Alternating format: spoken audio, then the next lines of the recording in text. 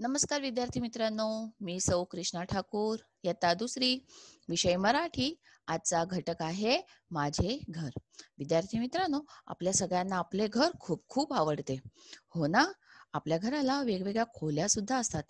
आपण आज या पाठाद्वारे घरातील वेगवेगळ्या खोल्यांची ओळख करून घेणार आहोत. त्यासाठी पाठ्यपुस्तकातील पान नंबर 18 काढा. घटकाचे नाव आहे माझे घर. स्क्रीनवर तुम्हाला काही चित्रे दिसत आहे, हो ना? आता आपण एक एक चित्र पाहू. आता तुम्ही पहिलं चित्र पहा आणि चित्राचे निरीक्षण करा. मला सांगा मुलांनो, तुम्हाला चित्रात कोणकोणत्या वस्तू दिसत आहे? अगदी बरोबर.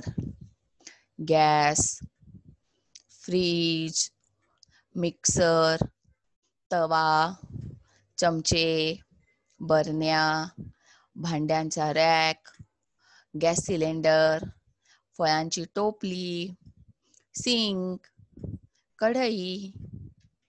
मग आता तुम्हाला समजलंच असेल की या खोलीला आपण काय म्हणतो? शाबास, स्वयंपाक घर. हे चित्र स्वयंपाक घरातील आहे. ह्या चित्रात गॅस, फ्रीज, मिक्सर, तवा, चमचे, बरण्या, भांड्यांची रॅक, गॅस सिलेंडर, फळांची टोपली, सिंक, कढई इत्यादी वस्तू दिसत आहेत.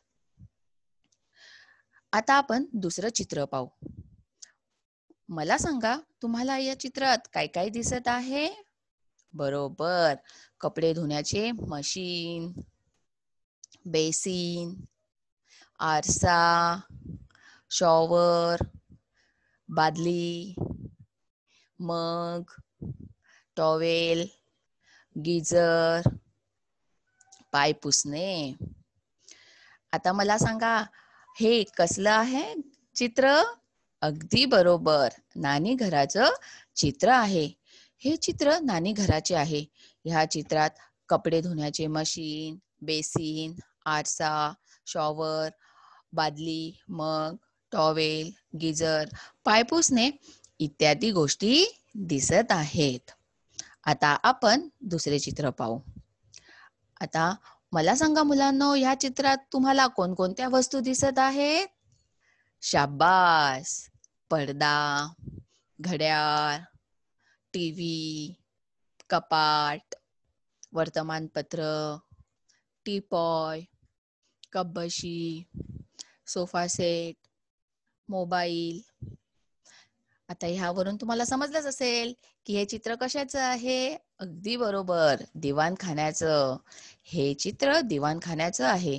ह्या चित्रात पडदा, घड्याळ, टीव्ही, कपाट, वर्तमानपत्र, टीपॉय, कपबशी, सोफा सेट, मोबाईल या गोष्टी दिसत आहेत.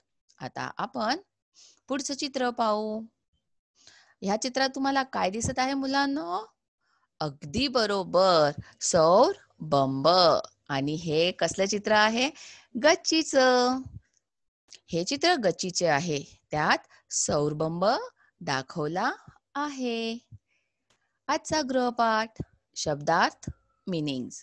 स्वयंपाकघर किचन, नानी घर बाथरूम, दिवाणखाना ड्रॉइंग रूम, गच्ची टेरेस, सौरबंब सोलार वॉटर हीटर, बादली बकेट.